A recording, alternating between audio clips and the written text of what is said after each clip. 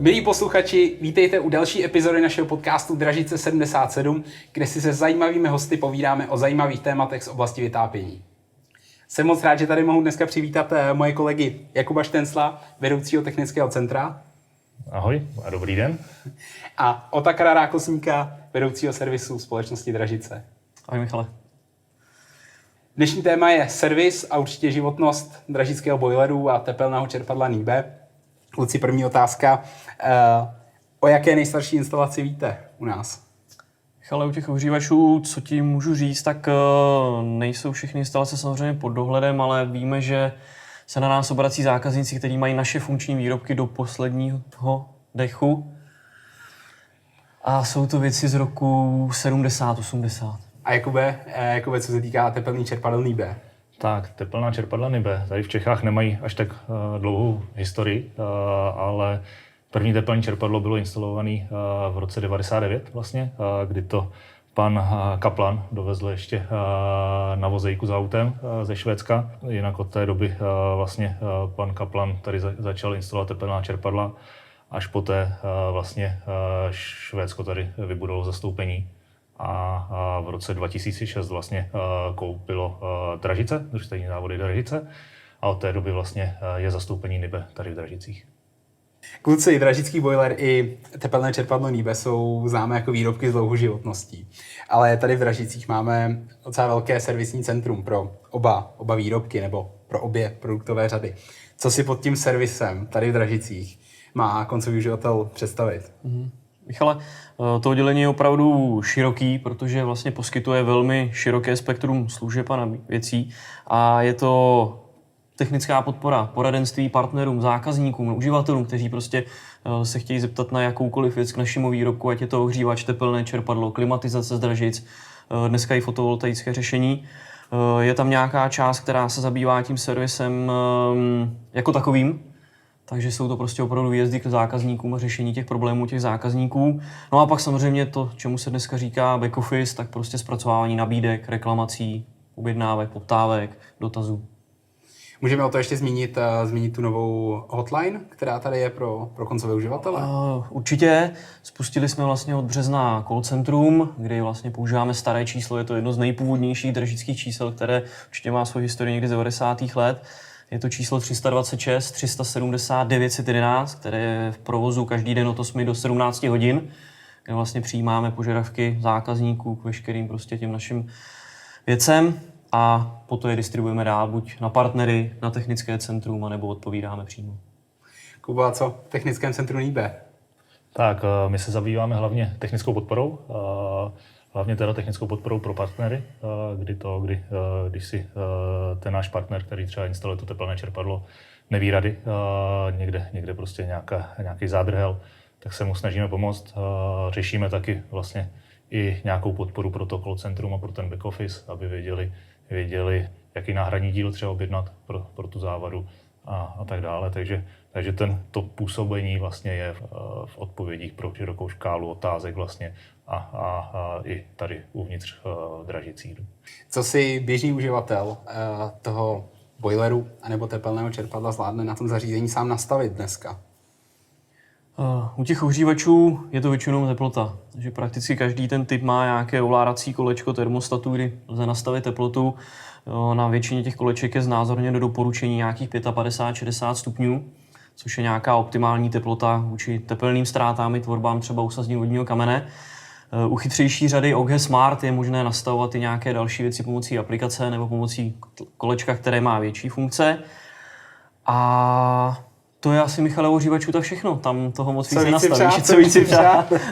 Teplou vodu. Jak je to u čerpadel? U čerpadel je to trochu složitější. Tam těch parametrů, který si ten uživatel dokáže nastavit, je výrazně víc. Ale co nejčastěji budou nastavovat, tak i teplou vodu. Budou nastavovat potom ekvitermní křivku.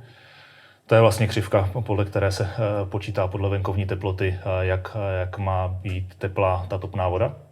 A tohle nastavení je potřeba, aby ten uživatel v podstatě znal, protože tohle nastavení nejde vyčíst nikde z projektu. Takže je to vždycky individuální pro ten dům, pro ten systém vytápění.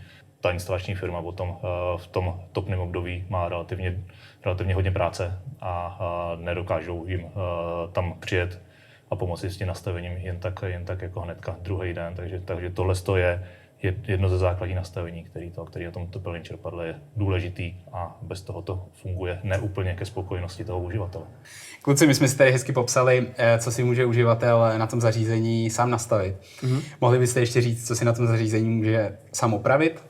Může si na tom zařízení vůbec něco opravit? Takhle? Michale, asi spíš ne.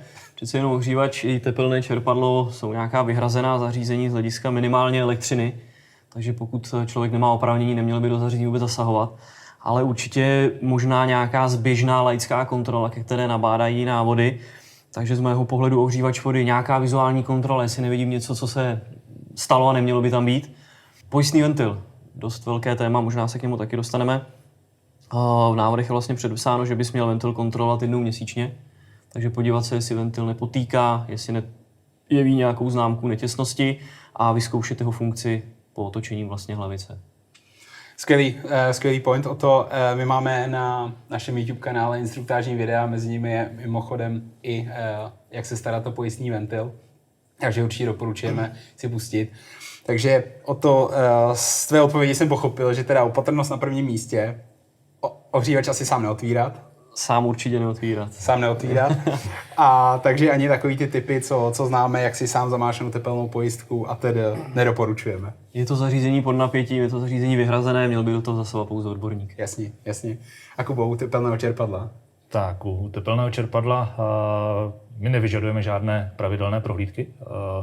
Vlastně to zařízení má relativně hodně ochran, takže nějaká velká havárie, pokud by se někde něco porouchalo, asi úplně nehrozí. Vždycky je dobrý na tom topném systému dělat nějakou pravidelnou kontrolu, nějaký právě taky pojistný ventily, zkontrolovat filtry, jestli nejsou zanešený a tak dále. Když by ten filtr byl zanešený, tak to teplné čerpadlo vyhlásí alarm. Samo to teplné čerpadlo to pozná z toho svého provozu a podle své funkce, co tam je špatně, tak mu vyhlásí nějakou chybovou hlášku. Takže spíš nějakou tu klasickou údržbu toho topného systému, jinak my nevyžadujeme žádný pravidelný kontroly. A jak často by ta běžná údržba měla probíhat? Čerpadla. Vždycky je dobré to kontrolovat minimálně jednou ročně, možná po topné sezóně a na začátku topné sezóny. Úplně ideálně, když ty firmy vlastně servisní nebo instalační mají relativně volno a dokážou se třeba tomu človíčku, který nedokáže vyčistit filtr nebo něco takového, tak se mu dokážou věnovat. Já jsem se trošku snažil i dostat tady tou otázkou k aplikaci Nibe My Uplink.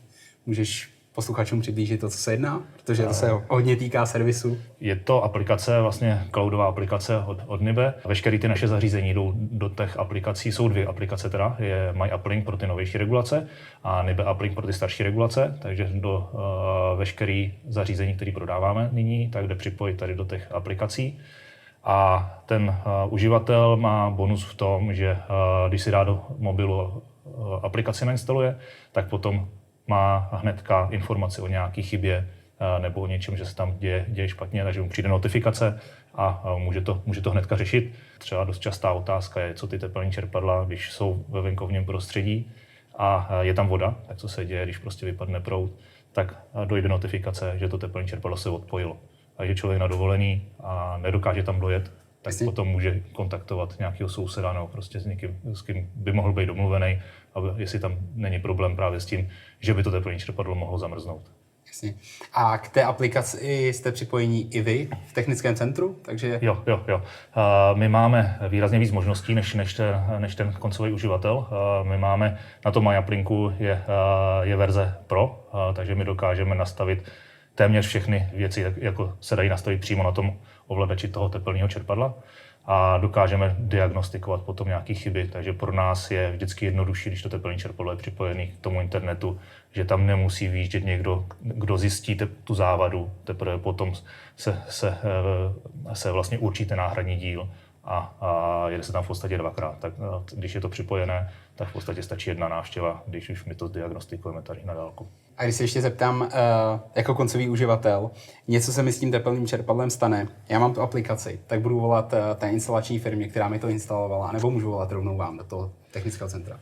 Nejideálnější je, když bude volat instalační firmě, protože ta instalační firma tu instalaci zná, takže je to určitě lepší řešení. Samozřejmě se může stát, že se jí nedovolá, ať z jakéhokoliv důvodu, tak potom se může obrátit na nás a my se budeme snažit vyřešit ten jeho problém. O to, jak je to s boilerem, když běžný uživatel zjistí, že je něco v nepořádku na tom boileru? Hele, je to podobné jako u těch tepelných čerpadel, že možností je několik. Tady asi není úplně důležitý volat tu instalační firmu, ale spíš se obrátit buď na to naše zákaznické centrum, které tady bylo zmíněno. Možností je telefonovat, vyplnit webový formulář, poslat e-mail. Je tam vlastně nějaký formulář, který nabádá toho zákazníka, toho uživatele k důležitým údajům, které nám pomáhají při tom řešení. Další z možností je napřímo kontaktovat někoho z našich servisních partnerů. Jejich seznam je na internetových stránkách Dražic a i vlastně odkaz na ty servisní partnery je v návodu. I tam je ten návod, jak postupovat při té reklamaci. Takže jednoho z těch přibližně 200 partnerů oslovit ve své lokalitě, jednoho, druhého, třetího a s ním se domluvit na té kontrole. Samozřejmě dokážeme taky pomoct na dálku, ale dokážeme pouze poradit. Tady vlastně neexistuje vzdálený dohled u těch ohřívačů vody, takže nelze ty parametry třeba přenastavovat, jak jsme zmiňovali, kolečko je kolečko. Kolečko je kolečko. Kubo, opět dražický boiler i tepelné čerpadlo NIBE jako výrobek s dlouhou životností. Co by měl dělat ten koncový uživatel pro to, aby ta životnost byla opravdu co nejdelší? Michale, začnu těmi ohřívači. Doporučení Dražic výrobce. Po prvních 2 letech ohřívač vypusť, zkontroluj vnitřní nádobu, případně odstraň usazeniny, které se tvoří.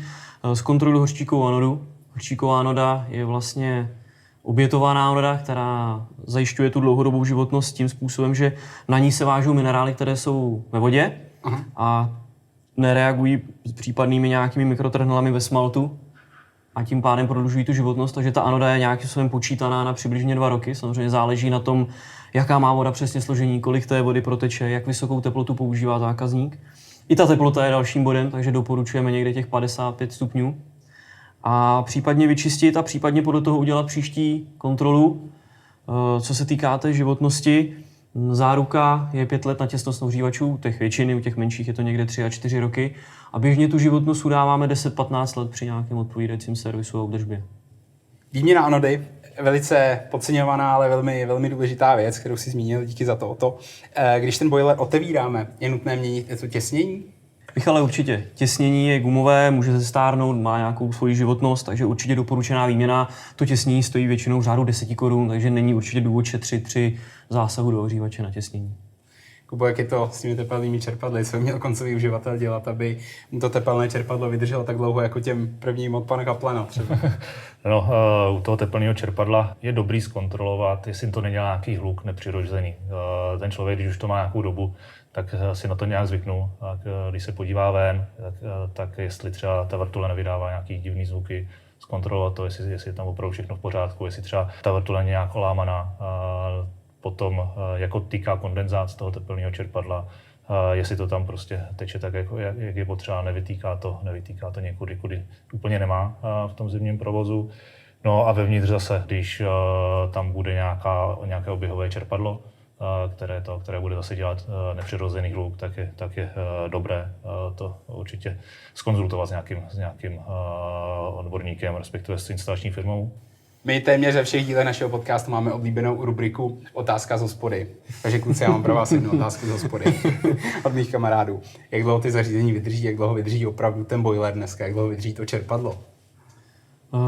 Michale, dobrá otázka, vím, že je důležitá v dnešní době. Udáváme tu životnost minimálně 10-15 let. Je to samozřejmě při nějaké to odpovídající údržbě, ale běžně se na nás obrací zákazníci i z výrobky, které jsou 20 nebo 30 let v provozu. A i pro ně máme odpověď, že máme pro ně náhradní díly, takže věřím, že tvoje kolegy z restaurace potěšíme.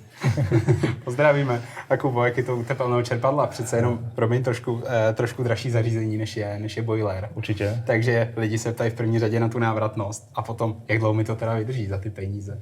Tak první je nějaká životnost, tak všeobecně v povědomí, že tepelný čerpadla vzduchvoda by měly mít životnost zhruba 15 let. U těch čerpadel je dost problém s tím, že nějakému masivnějšímu rozšíření tady v Čechách došlo někdy v roce 2005. Takže zatím ještě není úplně zkušenost, jako jestli to opravdu těch 15 let vydrží. Takže vypadá to tak, že to vydrží i víc. zemní teplní čerpadla jsou tady díl, ale taky zase jich bylo pár. Takže se setkáváme s lidma, kteří to opravdu provozují už přes tyhle doby a třeba to chtějí vyměnit jenom kvůli tomu, že jdou teďka do důchodu a mají peníze, tak si chtějí udělat jistotu, že jim to bude fungovat ještě dál. A dost často se setkáváme s tím, že tam odcházejí spíš hydraulické prvky, oběhové čerpadlo, expanzní nádoba, což nejsou tak drahé komponenty oproti třeba tomu kompresorovému modulu. Jasně. A u boileru, o to dá se říct, co se nejvíc kazí na tom boileru? Asi ne. Asi se to dá říct. Michale, myslím si, že nejčastěji jsou to elektrické věci. Tam je vlastně termostat, tepelná pojistka, topné těleso, velmi jednoduché věci za pár 100 korun. A pak většinou je to celá nádoba, kdy dochází k výměně toho ohřívače, ale jak jsem zmínil, běžně je to kolem těch 15 let. Když vezmeme to topné těleso, keramické topné těleso z Dražic, jako srdce toho ohřívače, je těžké ho vyměnit? Není těžké ho vyměnit, samozřejmě, jak jsem zmiňoval, je to věc na elektrozařízení, že tohle by měl provádět odborník, ale de facto stačí ti křížový šroubovák a jeden klíč 8. To těleso je vlastně suché vínce, takže není potřeba ohřívač vypouštět, nehrozí jeho přímé zanesení vodním kamenem, že má větší předávací plochu, větší účinnost a je to vlastně otázka pár minut. Tak servis je velmi důležitý a je to velká přidaná hodnota, jak už k dražickým boilerům, tak i k tepelným čerpadlům NIBE. A to, když jako koncový uživatel budu potřebovat vyměnit některou z komponent, na koho se mám obrátit? Ale předpokladem té dlouhodobé životnosti je ta údržba, kterou jsme zmiňovali, samozřejmě odborná montáž, takže už při té montáži se obracet na odborníky. A co se týká těch náhradních dílů, tak ideální oslovit naši partnerskou servisní síť, jejich seznam je uveden na internetových stránkách Dražic, je oslovit s tou servisní prací, nejenom s tím dílem, protože, jak jsem zmiňoval, jedná se o elektrozařízení, takže servis by měl provádět odborník, případně se obrátit pro některé díly na naše velkoobchodní partnery. A co se týká dostupnosti náhradních dílů, tak tím, že Dražice jsou vlastně prvovýrobcem, tak jejich velkou část si vyrábíme sami a pro servis používáme ty samé komponenty jako ve výrobě, takže jsou to originální náhradní díly z Dražic. Jak je to s tepelnými čerpadly NIBE? Tak u tepelných čerpadel je ta situace trošku jiná. To zařízení je výrazně složitější. Takže tam je opravdu potřeba dbát na to, aby to servisoval někdo, kdo prošel naším servisním školením, ví, co na tom tepelném čerpadle dělá. Určitě není vhodný, aby si to servisoval uživatel sám. Nějaký ty jednoduché úkony, co jsme říkali, tak asi dokáže na tom topném systému, ale co se týká samotného tepelného čerpadla, vždycky je potřeba kontaktovat tu instalační firmu, případně nějakého partnera. Pokud tam bude problém s nějakou komunikací, tak se může obrátit na nás a my ten servis zařídíme. Kluci, moc děkuju, že jste přišli dneska. A nejdůležitější otázka na závěr. Na co se zaměřit při výběru boileru nebo tepelného čerpadla? Tak u ohřívače vody přemýšlet, kam ho chci umístit, abych se k němu dostal z uživatelské, ale i té servisní stránky, případně po těch zmíněných 10-15 letech výměnu. A přemýšlet nad provozem, takže zdroj tepla, jak to budu ohřívat tu vodu v tom. A počítat s počtem osob, případně počtem koupelen, tak aby ten ohřívač byl optimální pro tu rodinu nebo pro to místo. Tak, u tepelného čerpadla bych se asi odprostil od nějaké aktuální situace, od nějakých aktuálních cen energií a dalších věcí, ale bral to víc pragmaticky. Když člověk má funkční zdroj tepla, tak asi hnedka nepřebíhat k jinému zdroji tepla a soustředit se na jeho životnost, na to, jak nám vydrží dlouho, jak je servisovatelné to zařízení. A potom, když bude konec životnosti toho zařízení, tak se podívat na to, jestli ten zdroj je potřeba vyměnit za nějaký úplně jiný. Kluci, moc děkuju za spoustu odborných a zajímavých informací a budu se třeba těšit někdy na viděnou. Michale, děkuju za pozvání a hezký den. Taky díky za pozvání. Naschledanou. Naschledanou. Děkujeme, že posloucháte náš podcast o vytápění Dražice 77. Tenhle i další díly si můžete poslechnout na platformách YouTube, Spotify, Apple Podcasts a Google Podcasts. Buďte s námi v obraze a poslouchejte podcast Dražice 77.